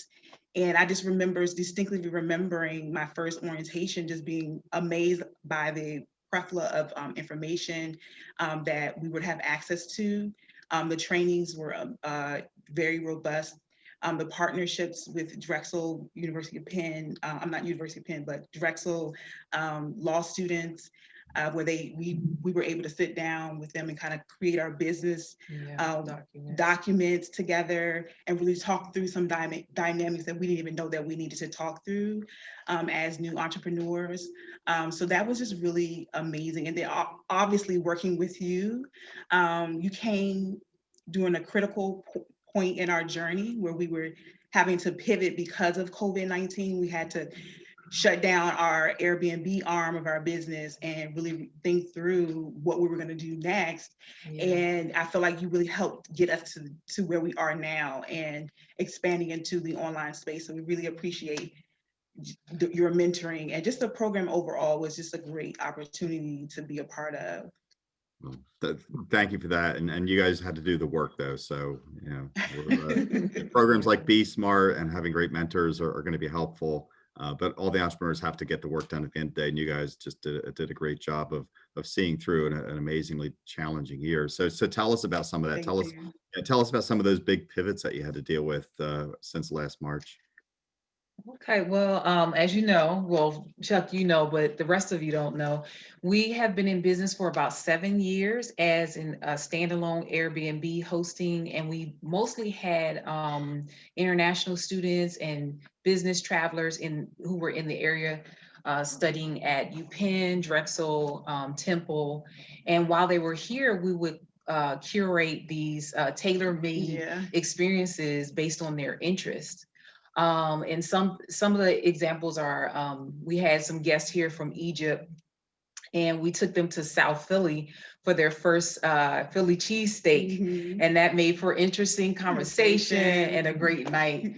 And then we also had another experience that we curated where Lola actually trained and ran in a 5K a marathon with one of our guests who was German, and he was a runner. So we were doing that in real time, but then we had to pivot, and because of COVID, to our online experience, Urbanity Lush, which is our virtual experiences where we're offering cultural and cultural experiences, hospitality experiences to our audience. Yeah, we're excited about pivoting in that way. I think it's very innovative. Yeah. Did you ever think that you'd be in that situation where you'd have to do something as dramatic and make this big of a change?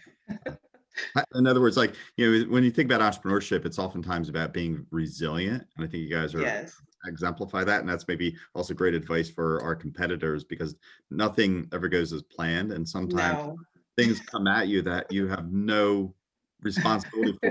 Like, you're not responsible for COVID, right? Like, but you have to deal with it. So, how did you kind of like just push through and wake up in the morning and still say, you know what, we're going to make something happen here? I think our passion for, or our why for why we do hosting and why we love hospitality, we really do believe that hospitality has the power to change the world. We feel as though, when you create these really warm and welcoming environments for people who come from various walks of life in different areas around the world or the country, you create this amazing dialogue that happens where people learn more about themselves and learn more about other people. And we actually, I feel like we create better human beings that way. People become more empathetic, and we all know we have a huge empathy gap where people just have a really hard time seeing things from other people's perspectives. And so that's really our why. Like, we really believe that our hosting has the ability to change the world by bringing these people together. And that's what motivates us every day to get up and keep pressing and keep refining the vision and keep charging forward. So yeah, it's been a great experience, not without its challenges.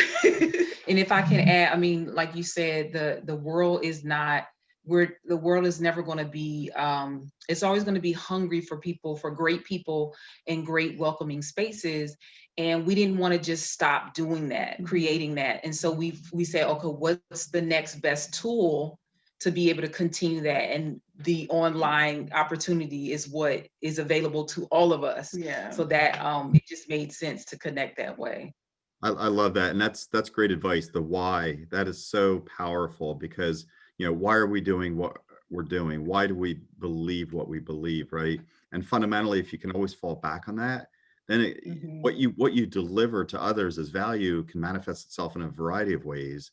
But you always have that core to go back to, and then that's, nobody can take that away from you, right? That's very much so. Work. And it's so important as entrepreneurs to really be doing something we believe in, and then that gets manifested in terms of the types of things we do and our passion for it and so forth. So that's fantastic advice for everybody in life. So great. One more question, and I think hopefully we'll have the announcements here soon. But what does the future look like so that was TNL and now moving into Lush? Like, what's the next year look like for you? And with still a lot of uncertainty. Yeah. Well, so we continue to get people who reach out to book our space, but we think that it's wise to kind of keep our doors closed. But while we're closed, we want to focus on making some updates to the property, making sure that the rental space is COVID ready, so that when renters, guests return, they feel safe and the environment is what it needs to be. So we're doing that. We're also making some design changes, which is I'm excited about because my background is interior design. But we also are trying to make sure that we continue to develop our online catalog of experiences. And the way that we're doing that is we have some trips planned. Once the world becomes safer and it opens up a little bit, you know, with vaccination going well, we hope to do a few trips where we can immerse ourselves in another culture and learn a little bit about their hospitality, learn about their norms, and then bring that back and translate that for our online customers and create a really rich experience for them. We just took a trip to Puerto Rico. I felt like our entrepreneurial spirit kicked in. We were kind of adventurous / crazy, but we were there for a month. We were able to connect with small business owners, restaurant owners, and cultural historians in Uber rides. And so we wanted to take that, we brought all of that back, and we were able to kind of start to think about how we can integrate that into an experience, online experience for customers. Wow, that's fantastic. And, you know, again, as things get better, and it's going to take a little bit longer, I think, than we had hoped, but I think, you know, that you're going to be setting the stage for everybody's appetite for travel and experiences. And absolutely, I think everyone's really, you know, there's so much pent up demand right now that it's kind of crazy. So I think you have a very bright future. Thank you. Absolutely. Thank you. How can people find you? How can they contact you? What would be a good way for them to get in touch with you? Well, we would love for you guys to stay connected. Like we said, we are going to be launching our online experiences through Urbanity Lush in March. So in the meantime, you guys can connect with us on the gram at life_Airbnb host, or you can head over to our website, which we are literally creating right now as we speak. That's urbanitylush.com, and leave us your email address, and you will get a newsletter letting you know all the amazing things that we have coming up. Or you can also just, you know, follow us on Facebook at Urbanity Lush as well. So could you guys put that in the chat? I think that would be helpful. Yeah, if you can put those contacts in the chat, everybody has them. That would be wonderful. So. Well, Lola, Ty, again, I can't wait to, we've actually never met in person. So because of last year, right? So, but I can't wait till we can, and very much looking forward to following your journey here and helping you out. So, Kevin, how are we doing with our judges? I think you need to, Actually, we look like we're about 5 minutes from having decisions made. In the meantime, what I want to do is say, first of all, to the audience, thank you guys very much. It means a lot to me always to be able to share what we do in our program, and to let everybody know that we're going to be continuing to do this. And let me just make a note of just a real quick, give you a quick numbers. Not this cohort, but the previous cohort to that. We had over 25 participants. It's a very popular program. Obviously, the pandemic gave us some challenges, moving to virtual and being able to keep some kind of quality and support that we know is important in this type of course. And so we broke it. It was whittled down to 12 participants.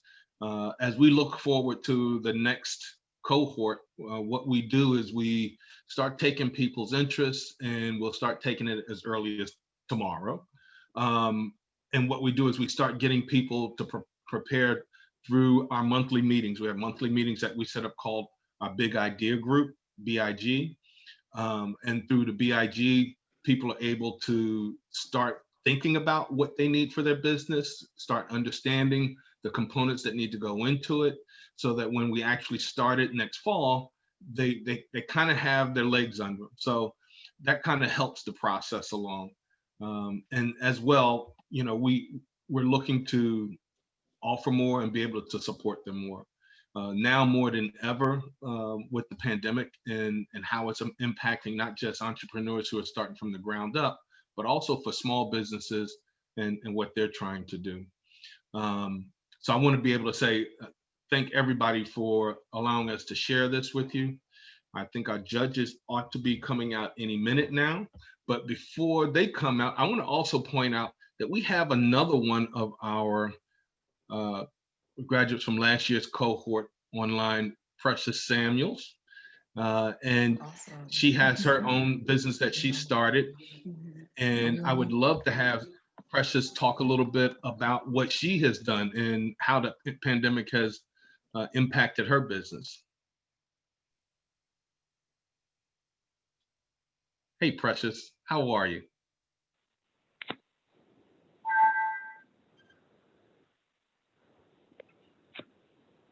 Can you hear me? Uh-oh, looks like we lost her. So Kev, can you hear me?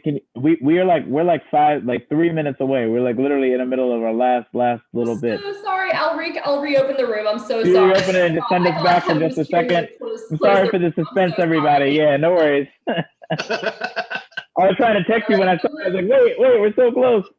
Sorry, room's open again. You guys should be able to join. Sorry, Kevin, I thought you were cueing me to close the room. Not a problem, not a problem.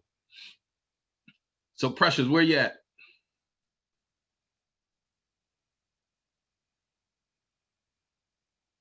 Well, let me also make a note, since I don't know if she dropped off or what happened, but we do have a note from Gary, who had pointed out that Lola and Ty will be hosting some discussions at the Venture Cafe next month. So you guys will have a chance to see more of them.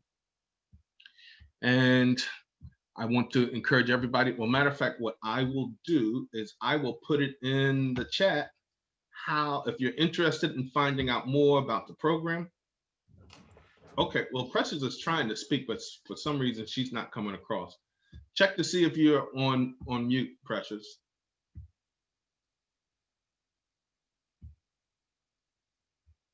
This has to be a new one. No. Can't hear you, babe. Precious, you might be able, if you go down to your audio settings, you might be able to join using your phone. You could switch to phone audio if you click the little up arrow next to the microphone button. So sorry. Natalie is truly our technology guru. Yes, we can hear you. No, I can't hear you guys anymore. If you can hear me, I'll just talk. Okay, for thumbs up. Okay, because I can't hear you anymore, but it's okay. So it's great to be back. I wasn't expecting to speak. I'm actually supposed to be in Egypt right now. So thankful I was able to make it. My name is Precious Samuel. I'm the founder of Samuel Consultancy Group, and we're a Philadelphia-based community engagement firm. And it was pretty much birthed out of my desire to deepen the relationship between communities and stakeholders and to ensure equitable social and economic change. 10 years of community organizing and labor relations background does that to you. So I was inspired really to create my company after continuously going to Venture Cafe on Thursdays and engaging with entrepreneurs, as well as stakeholders and community leaders. And I thought it was time for me to do something, came across a flyer and enrolled in Be Smart. And since then, we've been able to generate revenue. The sound is still not working? Oh. Yeah, you can. You can, okay. We've been able to generate revenue. We actually had the West Philadelphia Quarter Collaborative, Jabari's organization, as a client where we provided event management services. And I've also, my company actually just ran the largest statewide program for voter engagement through organizing co-workers all across the state. That was a bit of an epidemic nationally because we had a big shortage of poll workers because of COVID. So my company stepped in and provided outreach services to the voter project that were the main drivers of making sure that we could provide safe, fair, and free elections in Pennsylvania. So I'm really excited about the work we've been able to do. So COVID provided us an opportunity to fill the gap and fill the need for so many organizations that needed a breath of fresh air, as I say, to community organizing and the way that they looked at outreach and the way that they built relationships with organizations, business associations, faith leaders, and community groups. So we were happy to step in and provide those services to them. which is event management, volunteerism, and as well as fundraising. And we do partnerships and leadership development as well within organizations. I can't hear you guys, but I'm sure you're saying something amazing. Okay, thumbs up, got it. So Maybe thank you if very I much. go- Thanks a lot for telling us a little bit about you. So I want to also point out, everybody, you know what, we've had, if you haven't noticed, we have majority females, and we've consistently had at least 75% women who have participated in our programs. And that's been, I think that's telling us something in terms of where things are going in terms of entrepreneurship, right? Of course, Lola and Ty, as well as Precious, have been awesome representatives of the Be Smart program and what we've been doing. So I want to say thank you to everybody. Thank you to them more particularly. And I tell you what, Natalie, kick them out of that room. It's time for them to come up with some results here. Their time is up. I just closed it. It gives them a 30-second warning to come back out. So actually, Kevin, I want to say, Kevin, thank you for all your great work. It's such an honor working with you, and you just do the fantastic heavy lift of trying to move these businesses forward and these ideas forward. So thank you. And I know from my perspective, very much looking forward to working with this next group and the next cycle of the program. And you know what? I don't think we talked enough about what the next step is here, and the School of Entrepreneurship's role. So once the winners are announced, whoever gets a financial stake in their business, they will then be, Chuck and I will sit down, and Chuck, either himself or some of the people who work with Chuck, will actually coach them in how to execute their plan.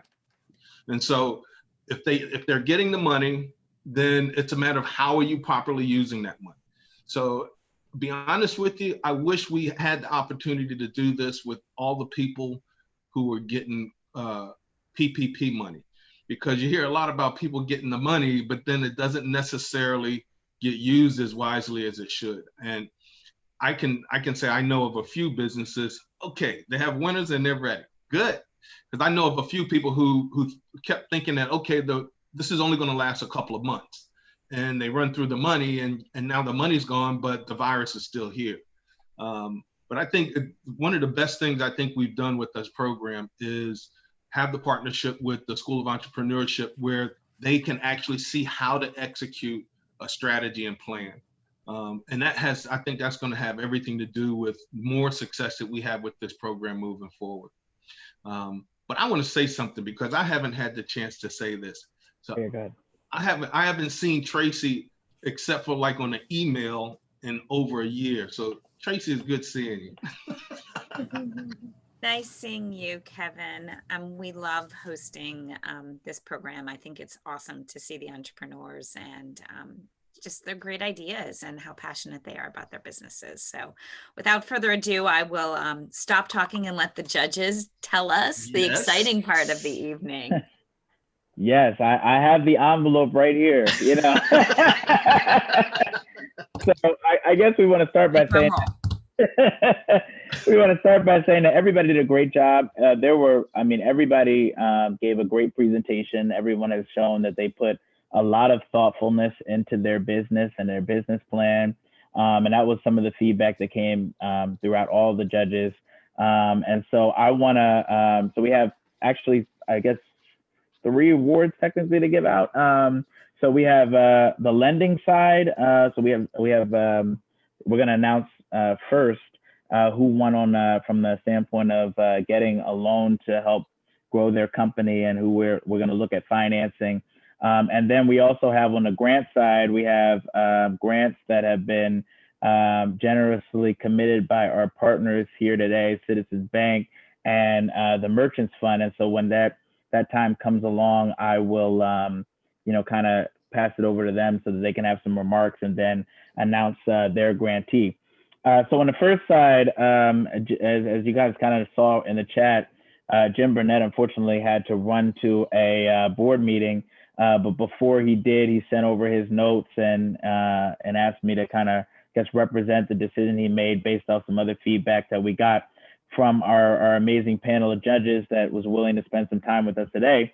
And so I guess without any further ado, I want to announce the company that we are going to commit to fund this year is Flourish Bakery. All right. All right. Congratulations. So congratulations, Ben. You've done an awesome job. So we want to commit the startup cost that you had in your chart. The only thing that we're adding in terms of a little bit of a contingency is we really want you to work together with the mentors and with us on figuring out when the best time will be to execute on that lease of where you're looking at for the 6 months worth of rent.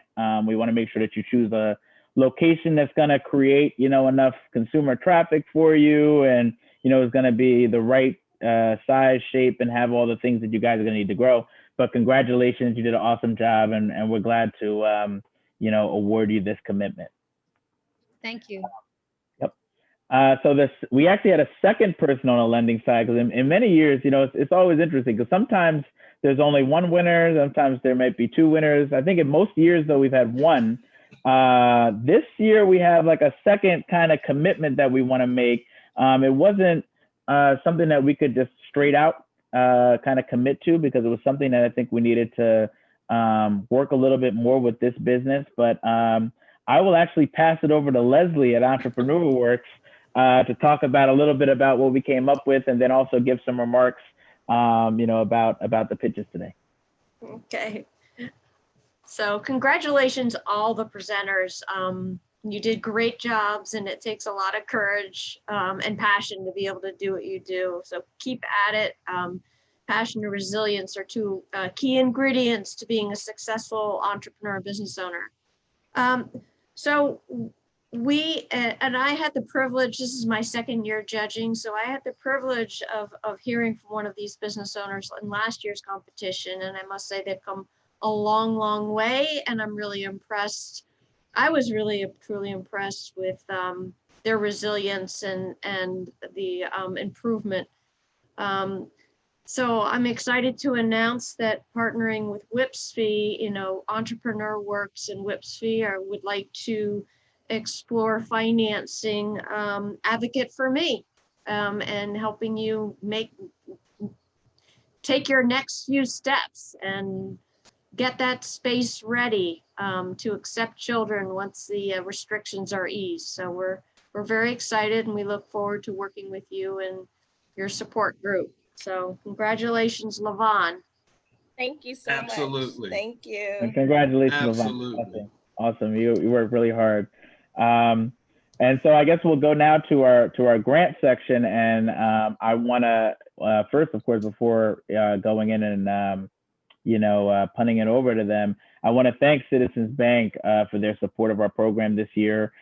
Citizens Bank was also our small business banking partner for this year, who gave a great presentation on some of the basics of business banking and the importance of building bank relationships and having a contact person at your bank when you're doing business banking activities, not only for the purposes of some of these programs like the Paycheck Protection Program, but also for all of the other amazing benefits that banks offer. And we really want to be thankful. We're really thankful for that. And we had a great time, and we had some great feedback from all the members of our class that participated in that presentation. And so Citizens Bank has also committed a $1,000 grant to a grantee that pitched today. And so to explain who that person is and also give them a chance to share some remarks, I want to turn it over to Rich and Sharena from Citizens Bank.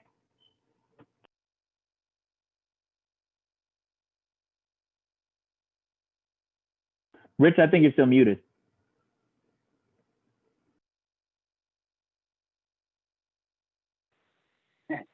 Sorry about that, Jabari. Thank you. Sharena, do you want me to pass it over to you for that? Sure. So first, just want to thank you guys for allowing us to partner and be one of the sponsors for the Be Smart pitch and present the competition. Try saying that 5 times. Last year Citizens did commit, over $5 million to different communities across our footprint. We do have additional commitments this year just to amplify our investment in promoting social equity as well as economic opportunity for small businesses. As we all know, small businesses is the backbone of our economy. And our goal is to make sure that we are helping small businesses across our footprint. As a Drexel Dragon, got my MBA in entrepreneurship, I won't say what year, but just glad to, again, be a part and see all the pitch competitions and looking forward to continuing to participate. We'll also have some additional funding opportunities that will be launched throughout the year, which we'll be sure to share with each of you guys through Jabari, and the program participants moving forward. And I'll pass it over to Rich to announce who we selected. Absolutely. Thank you, Sharina. And I want to thank Jabari and Kevin for having us today. I really enjoyed myself. I love doing this. Like I said up front, businesses, small businesses, especially in the Philadelphia community, are really important to us. So for our grant winner, we selected Levon, Advocate for Me, LLC. Congratulations, and best of luck, Levon. We're pulling for you, we're rooting for you, and this grant is well deserved. Congratulations, Levon. I'm speechless. But thank you so much. Thank you. Thank you. Thank you again to Citizens Bank. And so for our last grantee awarders, I'm gonna punt it over to another great partner here. And we had the honor of having Jill actually speak as our orientation speaker for our very first session. And she gave a lot of great real advice to our entrepreneurs from our own business background that a lot of folks found very informative. And so I know the Merchants Fund is also one of the partners that is going to commit a grant here today. And so to talk more about that and some remarks, I'll pass it over to Jill. Good evening again. So I want to again thank Jabari and Kevin and all of you for being here. I really enjoyed. This is my first time judging, so it was exciting for me. And I'm really excited for each of you and these businesses that you are pursuing. Like I said, I know what it's like to be in the trenches, and I have so much respect for you for that. I'm also really bummed that I missed the interview with Lola. So I need that recording because I really want to hear that. So I really can't be in two places at one time. But so I also wanted to say, as you could tell by how much time the judges took in that room, how challenging it was. And so with our scoring literally came down to 1 point, but the Merchants Fund is going to commit a $1,000 grant to Flourish Bakery. So we are very excited for you. I hope that the rest of you will keep in touch with the Merchants Fund. Terrance, I didn't get to talk to you much, but the work that you're doing is so close to my heart. Sustainable agriculture and getting back to the land and having people connect with their food is something that means so much to me. So I'm going to turn it back to Jabari or Kevin, I guess, to wrap things up. Yep, yes. I'll turn it right to Kevin, so he's got it. Okay. Wow. You know what, guys? This was great. Let's talk about next steps. First of all, before I say anything else, I want to thank the Venture Cafe for absolutely helping us run a flawless, although it ran over, event. As always, they always do the best, and they support us well and give us all the resources that we need to make this success. I want to say thank everybody, especially to our partners and our contributors. But more importantly, I want to make sure that each and every one of the participants and the presenters know to stay engaged. We will be following up. I will be in touch with each and every one of you to talk about your next steps. I will be in touch with Chuck, and we'll talk about how we're going to structure your coaching sessions moving forward. And of course, for everybody, you have to get with Entrepreneur Works and WPFSI in terms of the paperwork that they're going to need in order to take you to the next step in that part. guys, it's always the same thing where we spend all of these weeks together and then it's like, okay, it's over, right? But it's not. So I want to make sure everybody knows. And just like Lola and Ty, you know, you guys, we've always been in touch with each other. Precious, that goes without saying. And Antoinette, she was one of our first people to be awarded money. And I'm going to say, Antoinette, you know, your journey is not over. So let's keep working on it. Let's improve it, and we'll be able to get that done. So thank you, everybody. And we're going to sign off and expect to get a message from Jabari and I at the end of this week. Thank you, everybody, again. It was awesome. All right.